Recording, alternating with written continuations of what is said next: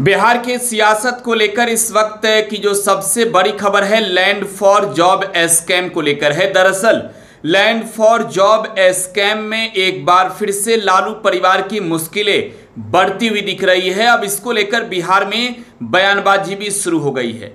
दिल्ली की Rouse Avenue court ने लालू यादव, तेजस्वी यादव के साथ साथ अब तेज प्रताप यादव को भी समन भेजा है। 7 अक्टूबर को निजी तौर पर दिल्ली की राउज एवेन्यू कोर्ट में हाजिर होने का निर्देश दे दिया है।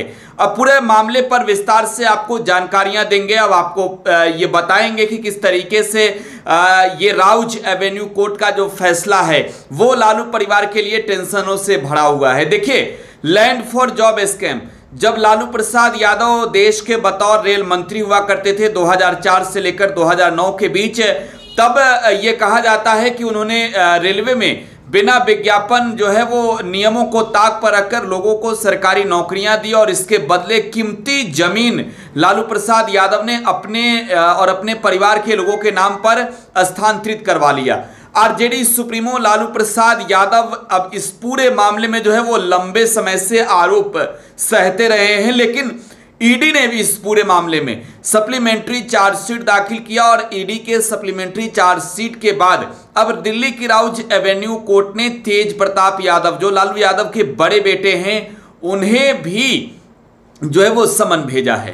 देखिए, कोर्ट का क्या कहना है ये समझने वाली बात है। कोर्ट का ये कहना है कि एके इन्फोसिस्ट कंपनी, जिसके कई अचल संपत्ति जो है और कई जमीन जो है वो हस्तांतरित किए गए लालू यादव के परिवार के लोगों के बीच, तो उसमें तेज प्रताप यादव का भी नाम है। और तेज प्रताप यादव आखिरकार कैसे इस अपराध में शामिल नहीं हो सकते हैं, इस वजह से उन्हें कोर्ट के द्वारा समन भेजा जाता है।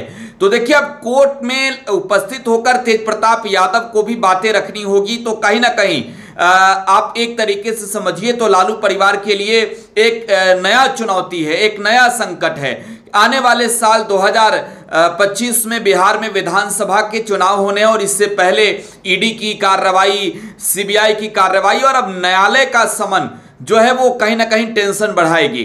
दूसरी ओर आपको बताएं कि तेजस्वी यादव जो है वो विदेश यात्रा पर जाने वाले थे, दुबई जा रहे थे और दुबई जाने के लिए कोर्ट ने तेजस्वी यादव को इजाजत भी दे दिया था। लेकिन 7 अक्टूबर को तेजस्वी यादव को अब सशरीर दिल्ली की राउज एवेन्यू कोर्ट में हाजिर होना है। अब इसको लेकर बयानबाजी जा रही है।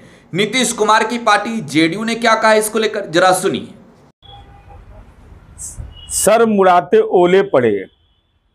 राजनीतिक प्रवासी विपक्ष के नेता माननीय तेजस्वी यादव जी न्यायालय की अनुमति से विदेश यात्रा के लिए कार्यक्रम बनाया, अपने राजनीतिक कार्यक्रम को स्थगित किया, लेकिन मनी लॉन्ड्रिंग, भ्रष्टाचार को शिष्टाचार मानना, 43 बीघा 12 कट्ठा 16 धूर जमीन, पटना के सबसे बड़े जमींदार के रूप में आपका परिवार चिन्हित है, तो सक्षम न्यायालय ने सम्मन जारी किया है और सम्मन भी नवरात्र की अवधि में है।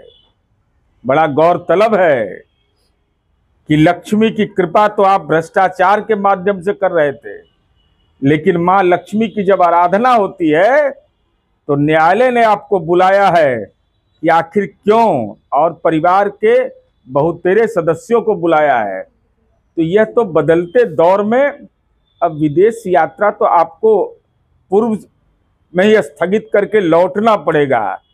जैसी करनी रहती है वैसी ही भरनी होती है। तो जेडीयू के प्रवक्ता व एमएलसी नीरज कुमार को आप सुन रहे थे। बड़ा बयान नीरज कुमार ने दिया है। जब कोर्ट ने समन जारी किया तो नीरज कुमार कह रहे हैं कि ये तो विदेश जा रहे थे, अब बीच में ही लौटना होगा और सीधे कोर्ट जाना होगा। फिलहाल आप टुडे बिहार न्यूज के साथ बने रहें। धन्यवाद।